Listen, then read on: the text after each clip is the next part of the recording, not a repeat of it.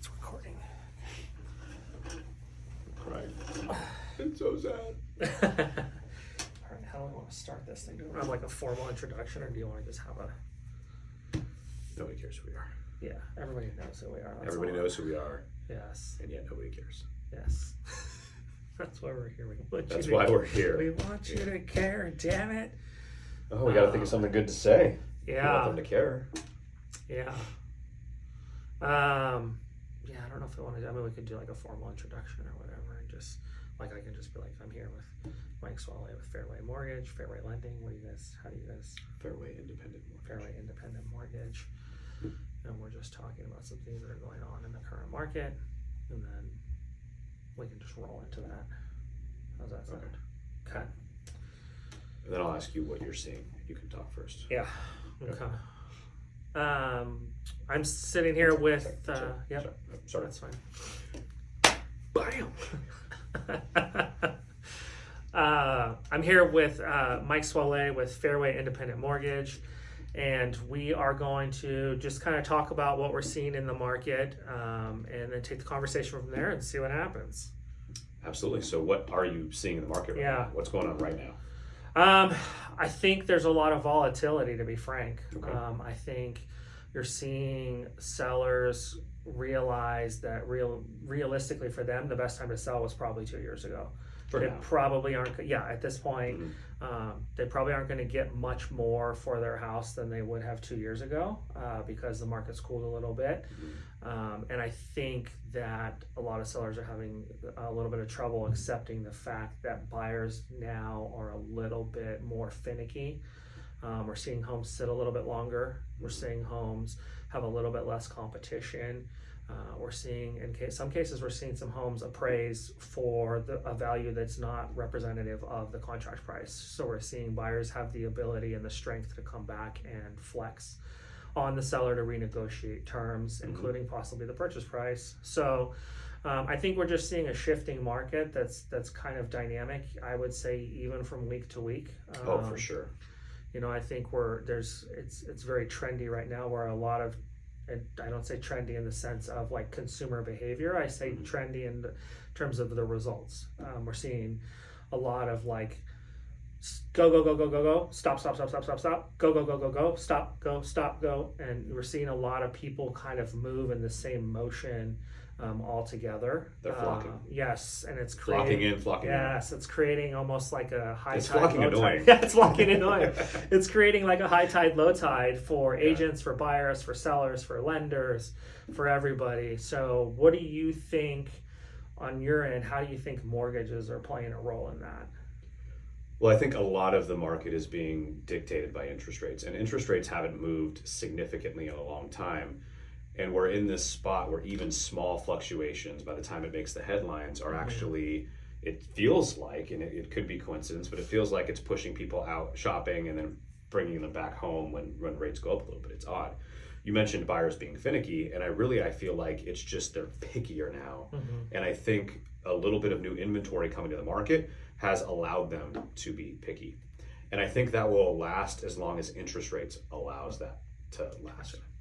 And what I mean by that is, really, if you are a buyer and you are negotiating repairs or you're in contract and you can't quite agree on a price, you sort of have that flexibility right now because elevated interest rates are keeping 4 or 5 other buyers that would be bidding against you out of the market right now as they're waiting for it to go down. As soon as that starts to go down, I think you're going to see a lot of the price stagnation and a lot of the there hasn't been too big of an increase on days on market, but even the small increase that we've had, I think you're going to see that contract once those rates kind of pull back. Gotcha. Okay. And I think, that really goes back to, for me, one thing I tell all my clients, and this is, I think, just a great life motto, is control what you can control. Absolutely. And then adapt to everything else. And I think that's where it's key as a buyer to understand the power that you have in that situation, and to understand that your ultimate goal is to find a house that you want to live in for whatever your desired period of time is. Yeah. So focus on your goals, focus on the things you can control. And if things come up during the inspection, if things come up throughout the course of the escrow period, work on going back and negotiating, because a lot of sellers right now and a lot of listing agents right now are realize if I go back to market, we might not get an offer that's this good. We've been sort of beaten down on the buy side, not being able to negotiate anything. And now all of a sudden we have a window to negotiate. So I'm hearing you say, use that window and negotiate. Yeah. Use that power that you're given. Don't wield it, unwittingly indiscriminately and cost yourself a house that you really, really want, because you can do that. But you need to understand that if this is the house you want, it fits in if it fits into your budget mortgage wise, and you can come to terms on some of those things that maybe popped up during escrow, jump on that. And if any of those things don't match, then that's where you kind of rein back that control and you say, okay, this is where this house works for us, and if it doesn't work for us, this house doesn't work for us.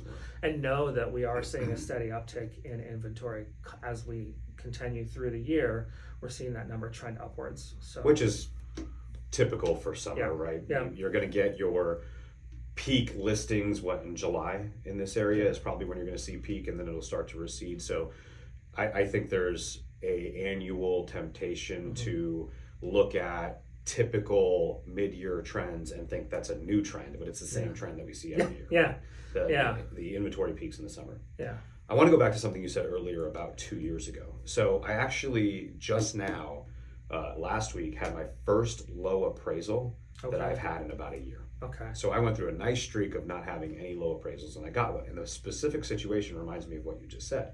It was an investor that bought a home 2 years ago at $479,000, and tried to sell the house for $500,000. Well, after a couple weeks on market, we got it under contract for $475,000. So they were net fees about to break even. That appraisal came in at $440,000. So to your point, they bought it 2 years ago, which was sort of a short-term high, and now they're not able to get what they paid for it. Now, who knows, when they go back on market, they get another buyer, maybe it sells for $450,000, $460,000, doesn't have to be $440,000. But I think the market has shown that value at $479,000 is not there right now. And that's I think we're seeing not as many low appraisals. We're hearing more and more stories about appraisals coming in low on occasion. I still have more highs than lows. Yeah, correct. Yeah, and I just closed a deal a couple months ago. We got into contract at $535,000 and the house appraised for $565,000. So. There's still opportunity. And we were the only offer. I knew the market's I knew the value. I knew there was no competition, so we were aggressive, and we were able to take advantage. But again, controlling what you can control, and I think that what we're seeing, instead of appraisals necessarily dictating prices by coming in low, I think we're seeing buyers respond to rates. And also, people don't have the cash they had 2 years ago. Everybody's kind of with inflation, and a lot of people are getting money from crypto and Bitcoin and those kinds of things, and that money is kind of not there to the extent that it was 2-3 years ago. Back over the last it's come back a little. It's come back a little bit, but a lot of people kind of cashed that out. I have multiple clients that cashed out their what they earned in the stock market, crypto, Bitcoin, those kinds of things, and they've already flipped it into a house. So I think there's a little bit less cash in the market with inflation and consumer trends, and then you have rates driving up the affordability of the house as well. So I think we're seeing kind of that I don't even want to say we're seeing. It's been about 2 years of kind of watching that trend of affordability and demand and inventory and pricing is kind of coming to the point where they're all meeting. And we've been in essentially the housing correction for at least a year now. So did you say we've been in a sexually housing correction for 2 years? Yes, a sexually housed correction facility. You have one of those listings right now, don't you? I do have one of those listings right now. Sheesh. That actually appraised for more than the contract price. So there we go. It came in high. Yeah. So I want to go back to something else you said. You mentioned that this market is evolving week by week at this point. Not even month by month, not even seasonally, but this market really is evolving week by week. I'm seeing it too. I was talking to you about a trend that I saw where I had a bunch of clients get under contract, and then about a third of them fell out from these inspections and appraisals, and then they started going back into contract. So it was sort of this trend, like everybody rushed to the market before school got out, and then now we've kind of taken a break as people figure out their summer plans and plan vacations. One of the things, I just blanked. What was I going to say? One of the things I heard somebody say, I actually think it was Ryan Lundquist that called the market bipolar. Yes. Do you remember that? Yes. Did you hear him say that? 100, yeah. I think we're coming off of that bipolarity. And what he meant by that was first weekend on market, you're either getting a ton of offers or you're sitting for 30 days until somebody, finally buys the house. I feel like just in the last couple weeks, I'm seeing that second weekend on market where maybe they didn't get the offer they wanted in the first weekend. Maybe they didn't create the bidding war. So that second weekend, that seller is more amenable to taking a reasonable offer and maybe one or two people negotiate on that house. Instead of it being simply crazy or dead, I feel like the return to the middle ground is coming. Yeah. And it started, and I think that's really good news for buyers. Yeah. Yeah, and I think a great example of that is one of my most recent listings that's currently in escrow. It was a little slow for the first couple weeks. You did an open house there, and we were getting a decent amount of attention. We weren't getting the amount of attention I thought we were going to get for a 3-bedroom, 2-bath under $450.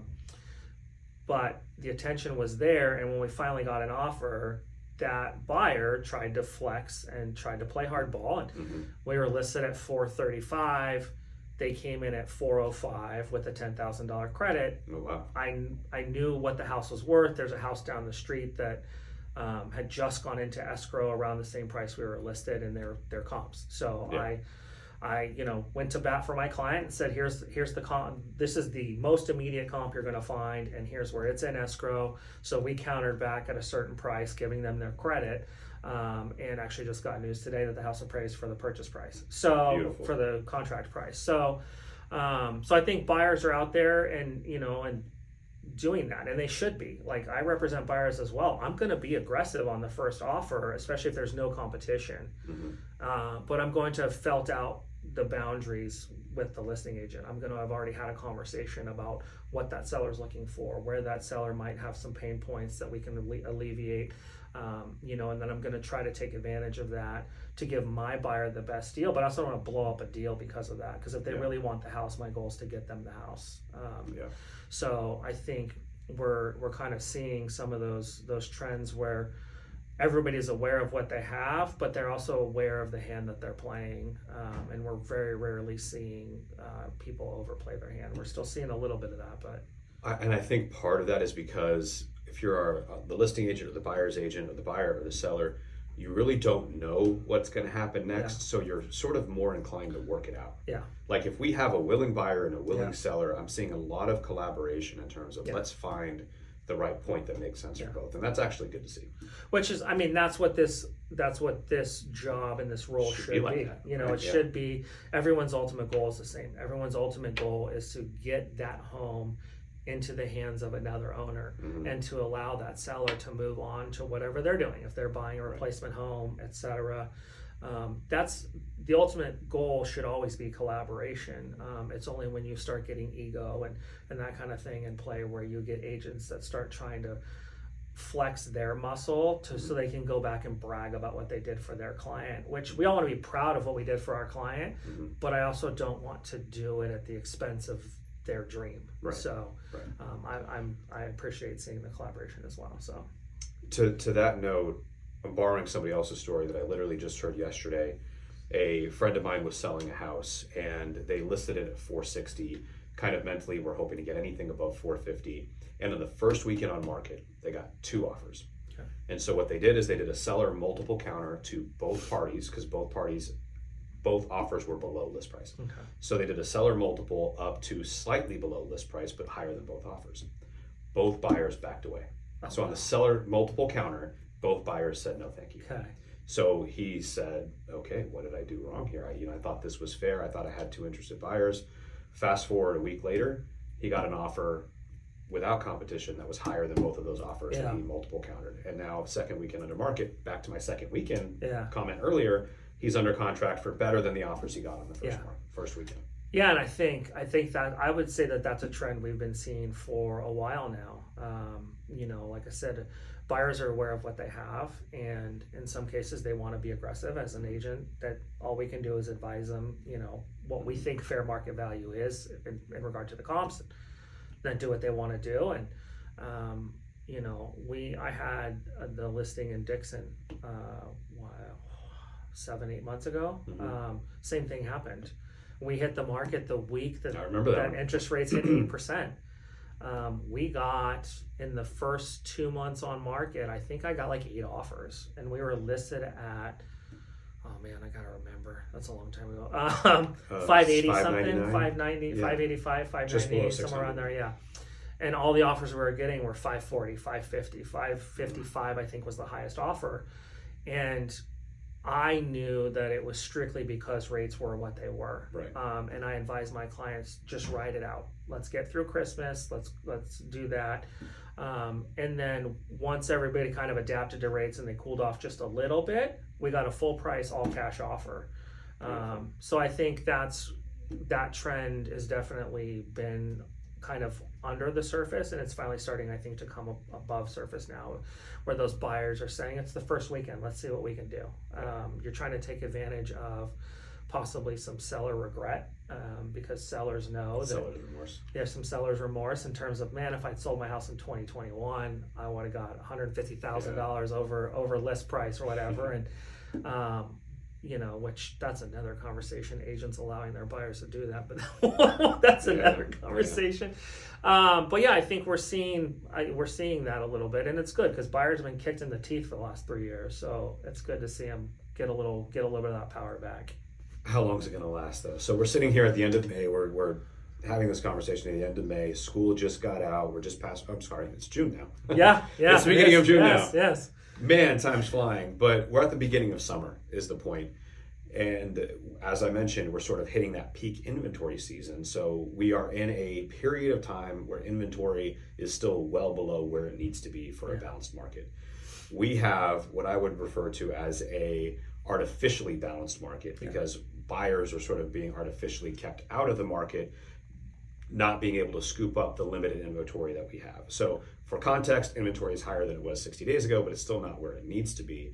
And in my estimation, a 0.5% drop in interest rates, maybe even 3/8, 5/8% drop in interest rates, the buyers are going to lose this low competition window. So they, in my opinion, looking forward for the next 60 days, you sort of have a limited time, maybe exclusive negotiating window to go get a house that you want to own under contract. That's not me saying go buy something. Yeah. But if you're out there and you need to buy something, you may have a unique opportunity for you right now. Yeah, and I think we're definitely in that window right now. I think going back to Ryan Lundquist, he mentioned the other day that we're up total listings on the market in the Sacramento region. We are up from last year, but we're still 12,000 units shy of where we were before 2020, pre-COVID. So there's still this giant landfill gap that's there waiting to be filled. My pipeline looks like that. Yeah. There's a giant gap in my pipeline just waiting to be filled. So let's go.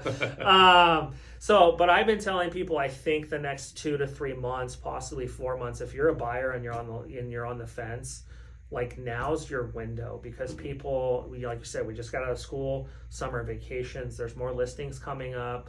But some of those other buyers might be a little bit distracted or held off because of rates, and then summer vacations, kids' needs, travel, those kinds of things.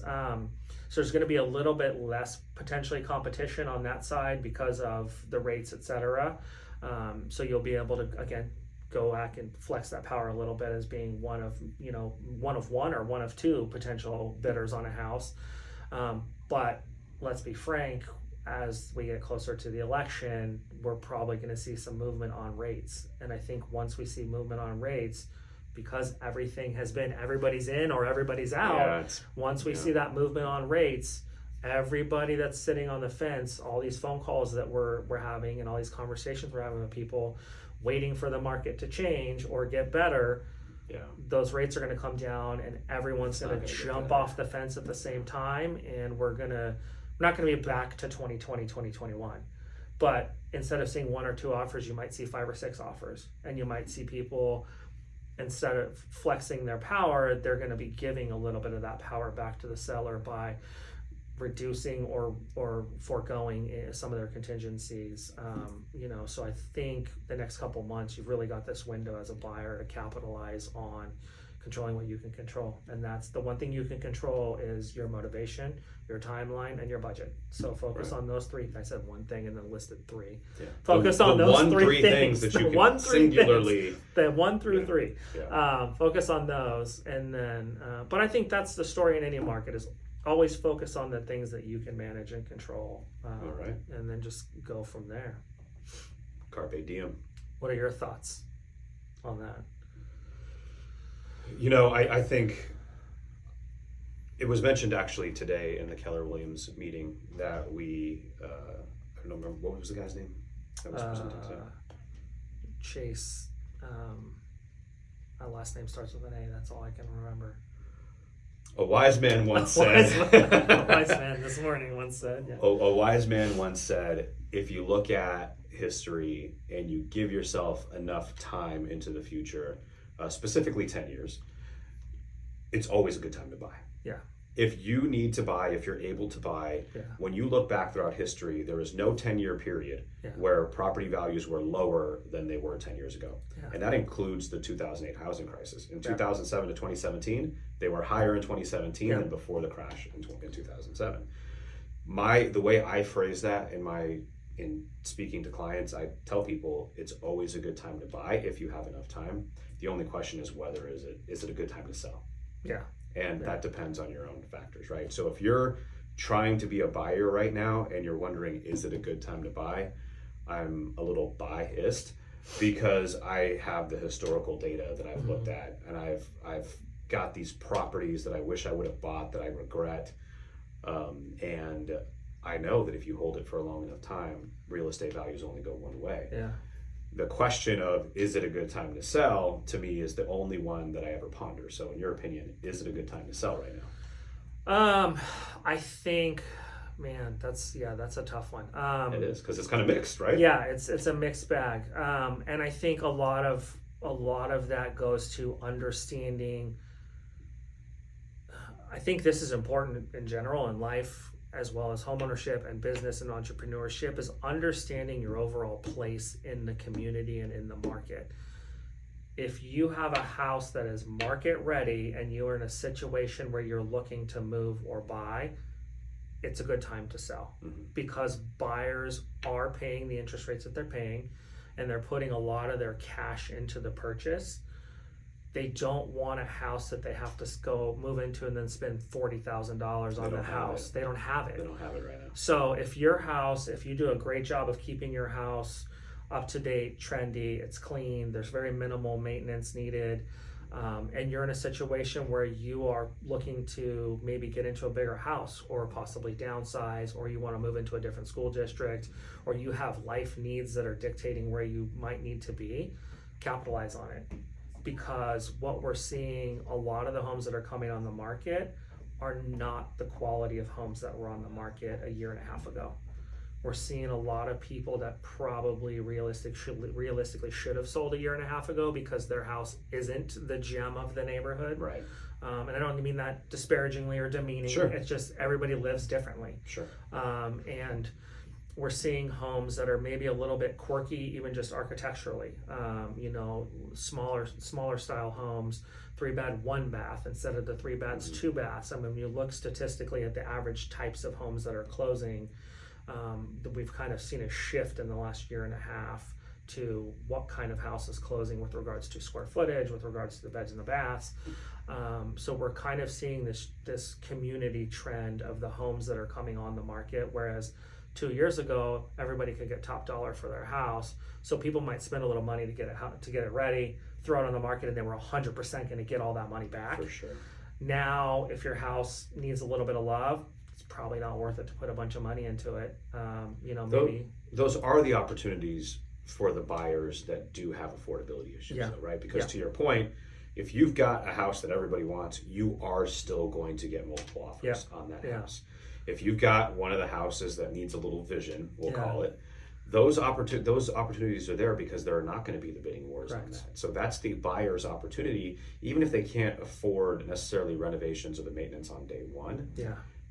When rates go down, that property value is going to go up. Yeah. And so that, you sort of buy now, you hold, and you know that your situation is going to improve as the market improves. Because interest rates can only go one of three ways, right? They can go up, they can stay the same, or they go down. Yeah. I can't see them going up. They could, nobody knows the future, but the market isn't really sustaining a interest rate going up sort of vibe right now. If they stay the same, then nothing changes. Yeah. If they go down and you own the home, you get to refinance and you get to get the lower rate, right? Yeah. And even if they did go up, even though I don't think they will, then now would have been the best time to buy because you got a lower rate, right? So if you buy now and rates go up, guess what? You're lucky you got the rate that you got. If they stay the same, it doesn't matter. If they go down, you can refinance. So really goes back to me saying earlier, it's always a good time to buy because the power becomes in your hands versus somebody who didn't buy and now has to go compete with everybody else.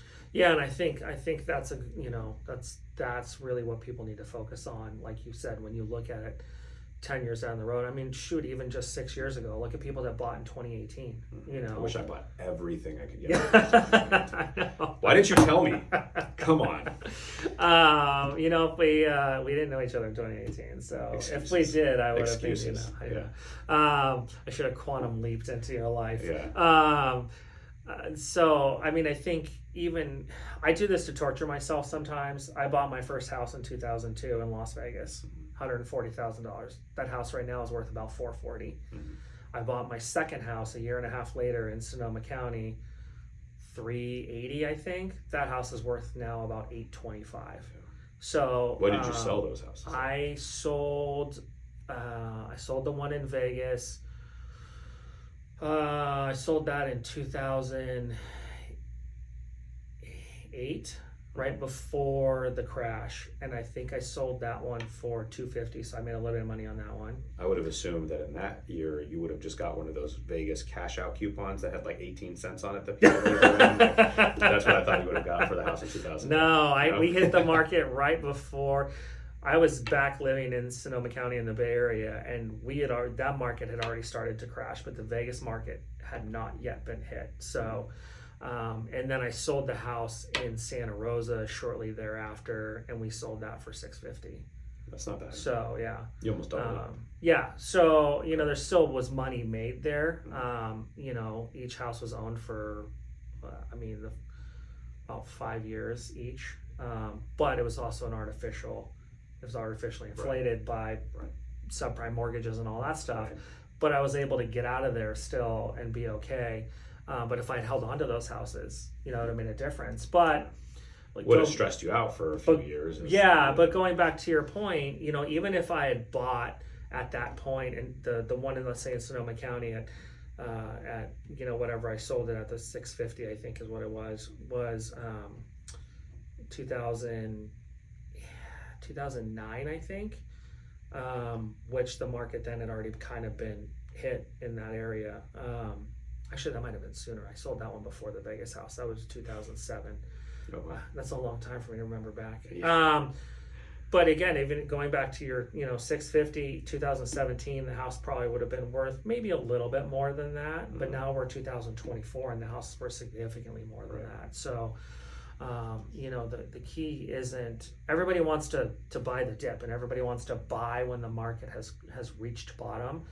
You don't know that it's reached bottom until usually 3 or 4 months later. You don't know it's bottom until it starts to go back up, and then you missed it. Yes, and then even then, after 3 or 4 months, it could go back down again. Yeah. So your bottom might actually be the bottom or a new trend? Yeah. So we're asking ourselves that all the time, and that's why just control what you can control. If it fits in your budget, if it's a house that you like, if it's in the neighborhood that you want, whatever your criteria is. If it works, it works. If it doesn't, just keep looking. No one's there. It's not like you have to. There's this window of looking for a house. Right. I'm constantly looking at houses for my clients and for myself. And then when something pops up at the right time, I'll make the move for myself. And clients should be doing that as well. Yes, clients should be doing that as well. Like track the market, track the neighborhoods you want to move into. If you own a house, keep track on that. And then when something pops up and the numbers all work, make a go at it. We don't know what's going to happen. Correct. But we do know what is happening. And we can sort of identify the windows that we're in. Not all the time. Sometimes the data is confusing. But right now I would say it's one of those times where we could kind of tell what's going on. And we might not know what's going to happen, but we can play the if-then scenarios out Mm-hmm. and say, if this does happen, what's likely to occur? If this does happen, what's likely to occur? And we don't know which way it's going to go, but if we sort of have a plan in place for each of those directions, then when the opportunity strikes, we are prepared. And what do they say? Luck is preparation meeting opportunity. Right? Yes. So Yeah. let's go get lucky. Yes. All right. Are you done? Yeah. Yeah. It's 3:00. Oh yeah. Shit. I think that was good though, man. That was a good. Yeah. That was a good.